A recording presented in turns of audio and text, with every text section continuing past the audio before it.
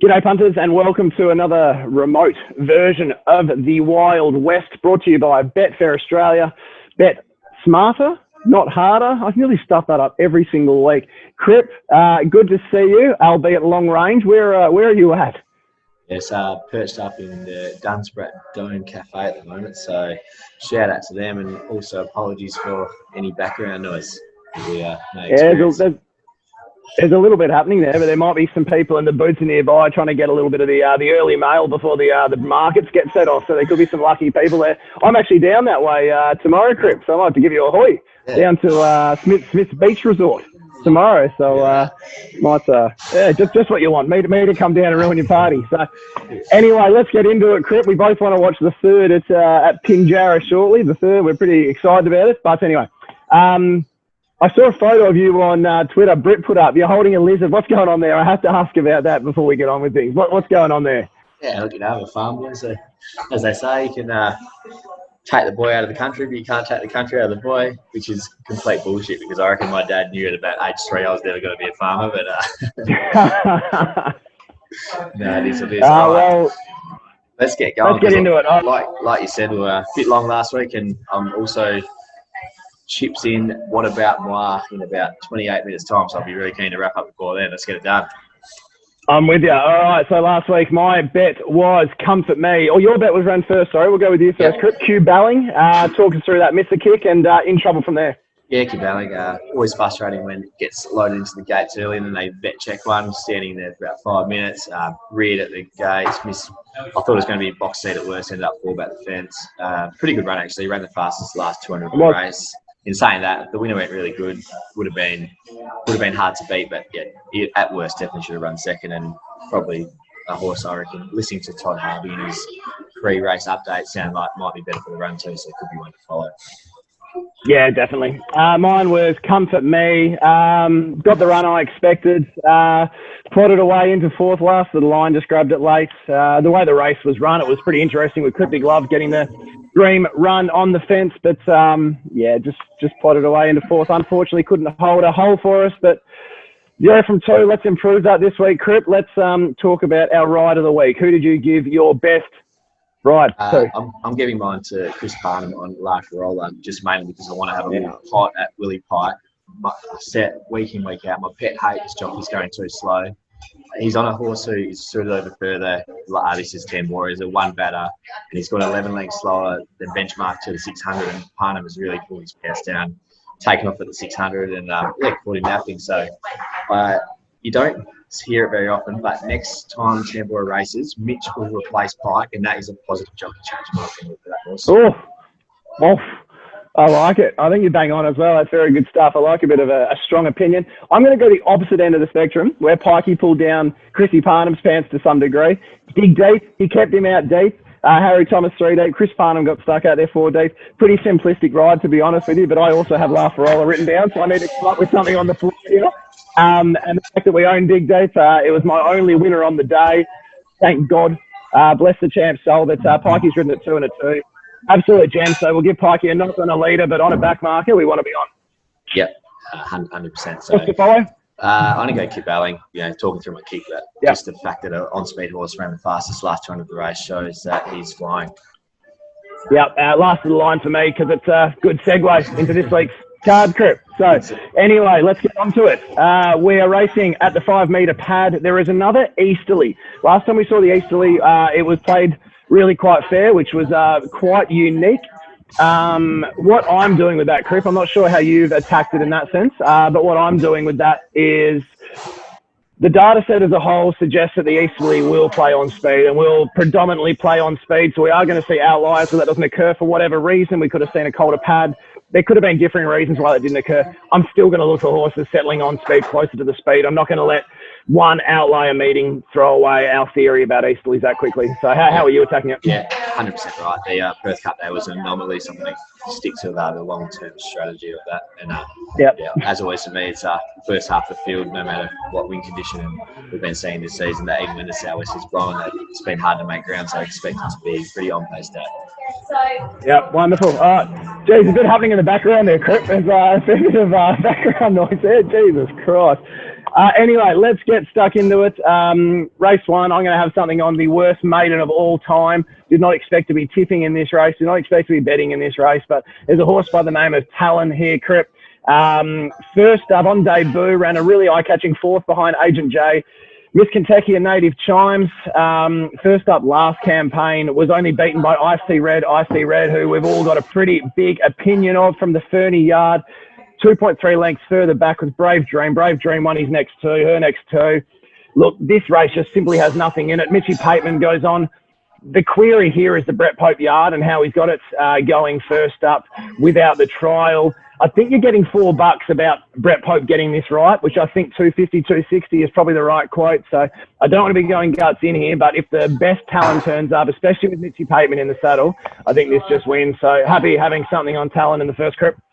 Yeah, no, fair enough. I agree with all your points. And just with the Pope yard with the virus going through, I'm just got, and yeah, I think it's first up, no trial for about 50 or 60 days. Yeah, 55 days. So I'm going to leave that one to you, and we'll move on to race 3.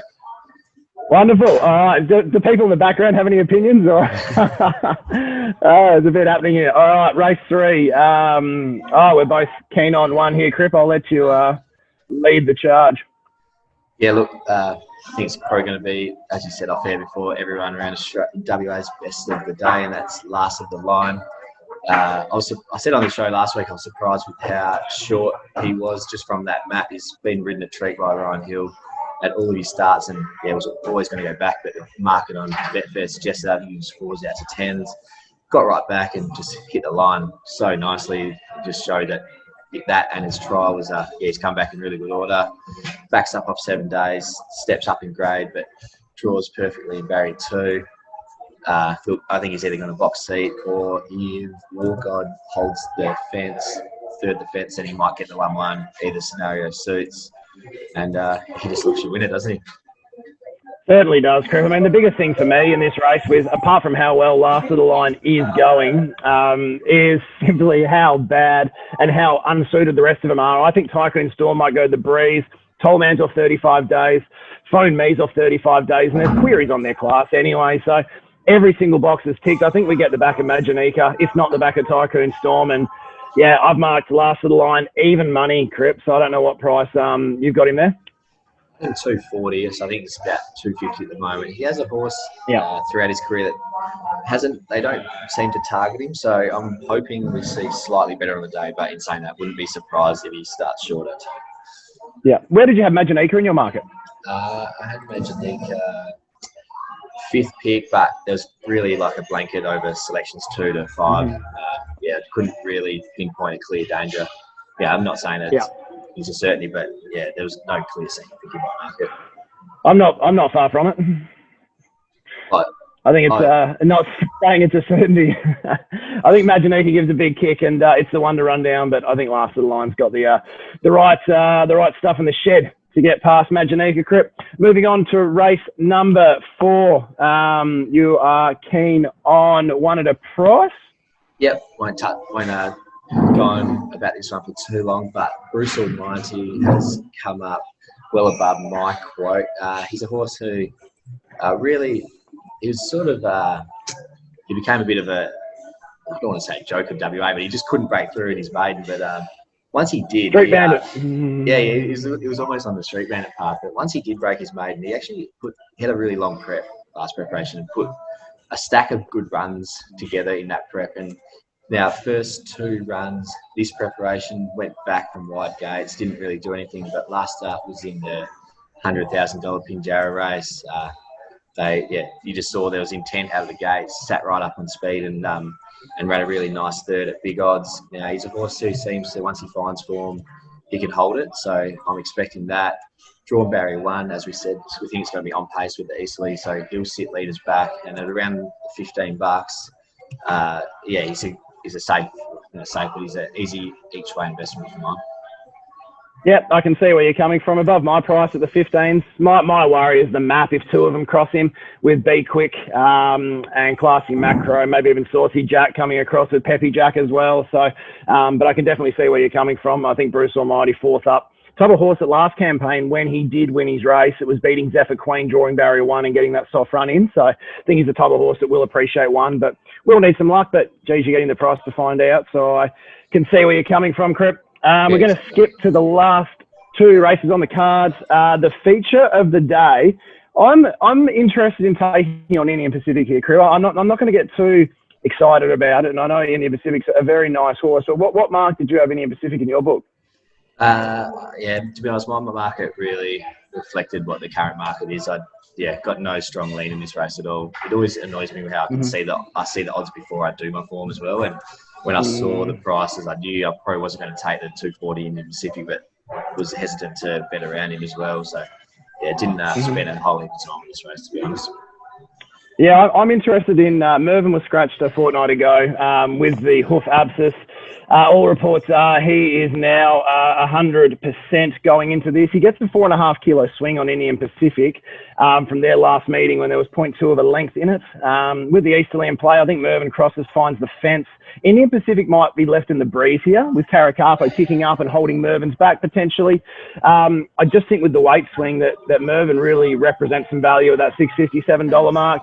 But I also can see this race being run in a way where the back marker's coming into it, and from 3 or 4 back the fence, I think Why Choose Her is going too good to ignore. So I'll be looking at a bit of a play Mervyn, saving Why Choose Her, but I won't be going too deep here, Crip. But I think this is the time we can get Indian Pacific beaten, I think. Yeah, fair enough. Just for the viewers out there, word of caution, Mervyn was scratched with a hoof abscess 2 weeks ago. Yes. So for me personally, that's just bearing that in mind is normally a horse that I'll just watch after that and see if they red flag.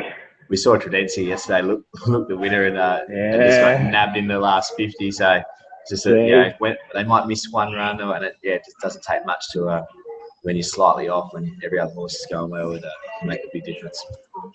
And in that same race, Roman Flirt was gone on the turn. Yeah, that was after missing a run. Scratch with a sort of hoof too. So. Exactly right. Exactly right. But the reason it doesn't bother me as much with Mervyn is he's a fresh horse, doesn't need a huge amount of work. But now I say that he'll probably paddle harder than ever in the final 100 metres. So I should stop talking. The last of the day. Sorry, Chris. You would have spoken to Luke. Is it all good from his end? Oh, he's declaring it. He reckons it might have carried the injury last prep even potentially. So, But then again, Luke doesn't mind the odd declaration. Doesn't mind standing on the balcony and calling him in, does he? Very good, very good. Oh, dear. Heading to the last race of the day, Crip, me and you and I were pretty keen on the Naughty by Nature Aberdeen Queen Dutch. Both were semi-stiff, I think, behind dance music when Brad Rawiller, and our best wishes to Brad Rawiller as well after a horrible fall yesterday, Crip. So best wishes to Brad Rawiller on his recovery. Hope to see him back. He was absolutely flying in the saddle. We were keen on the Dutch last start. I'm keen on the pair again. Which way are you leaning? Yeah, it's so funny how pretty much why I backed the pair of them last start. I have the exact same reasons why I'm backing him again this week. The only thing this week is that, because of horses like Dance Music and the Lindsay Smith one that Chantria, so we're not getting the same price. So I marked them $360 a pair. And look, Aberdeen Queen is the one that's come up above that price. So at this stage, if I had to say what I was backing, it'd probably just be Aberdeen Queen, but I'd love to see over $3.60 for the both of them late, and then definitely dive in again. Probably leaning towards Aberdeen Queen just because with the Easterly in play, drawn 1. I know that she wasn't able to settle in the box seat last start, but she's led before and ran well. So Chris Parnham goes on. I just desperate to see her settle in the box seat this time. That's interesting, isn't it? I'm not certain if the corporate larrikin will lead the race. And it's really interesting how we do our form here. I'm not sure if she'll be suited grabbing the back of corporate larrikin, who's likely to go above benchmark, and she'll still have that same finishing sprint. So it'll be interesting if a horse like Juicing Carrots does come across, and that might even benefit her if she ends up 3 back the fence on a horse like Juicing Carrots, who will probably take her into the race. But it's a really, really interesting race because Aberdeen Queen is the one, her last two starts, we simply don't know how well she's going. I mean, she looks to be bolting. The jockeys are telling us she has a tremendous feel underneath her, but we simply don't know how well she's going. Well, we know Naughty by Nature probably should have won her last three. So I can see the reasoning for the gap in the market. But, yeah, I've marked Naughty by Nature 290, Aberdeen Queen 450. So slightly different to you, but it's the pair I want to be on. I'll probably be looking for my main result, Naughty by Nature. But, yeah, it's the obvious Dutch to finish today, Crip. Well, that's the thing. Like the difference between on Saturday and last week is that last week you had Brad Willer, who just brought a 10 out of 10 on dance music, and at this time 99 radar. Yeah, Bo isn't the same front running jockey as Brad Willer, but B, Corporate Larrikin isn't a horse that you're gonna, rack him and stack him and then try and splinch off the turn. So. No. Corporate Larrikin's going to be flying. There should be plenty of gaps in the run, and it should suit both Aberdeen Queen because she should be able to get off the fence at some stage, and also Naughty by Nature because she'll be probably in the second half of the field or midfield at best, and the tempo will definitely suit her too because she does get over more ground and will be coming hard late. Exactly right. Your best of the day, Crip? I know it's not well over my quote, but last of the line is just looks your best winning chance on paper by a long way. In and out. It's an in and out job. Yeah. I could have had last line $1.90 just about. I ended up $2 flat in a 90% market. So I'm with you. Best of the day is last of the line, and comfortably best of the day is last of the line, Crip. So are you advising your followers to take the 250? I don't think you'll see much better. I can't see where else money comes. Tycoon Storm's not going. Tollman and Phone Me are off breaks. I just can't see where else the money comes. So yeah, I think that's close to best. Yep, fair enough. Alrighty, that short and sweet, hey? Short and sweet. Let's go and let's go and see what about Moy. Do a number on him at Pinjarra. Yeah, well, I was about to say that if anyone who listens to this tomorrow is down in Dunsbury, what about Moy loses? I'll be chasing a lift back to Perth. Otherwise, I might be hitchhiking, so because I am chips in. But who's on the podcast this week? The 1-1. You're back, aren't you? We had Danny Morton. Morton on Elite Streets. You can drop saying Elite Streets going across for the Lightning and the Newmarket, and he's declaring it basically. Yeah, right. And your favourite horse, Kiss on All Four Cheeks, is going across with it. Yeah, okay. No, I'm excited to. They leave on the 1st of February, but Danny was brilliant stuff. So jump on and listen to Danny Morton on the podcast and your stuff, Crip. Yep. No, I'll be looking forward to seeing those two horses go over. Give me an excuse to watch a race in Melbourne for the first time since Pikey got back, I reckon. So, yep. And as always, cripsracing.com if you want to see more of my stuff. But other than that, have a good weekend and gamble responsibly.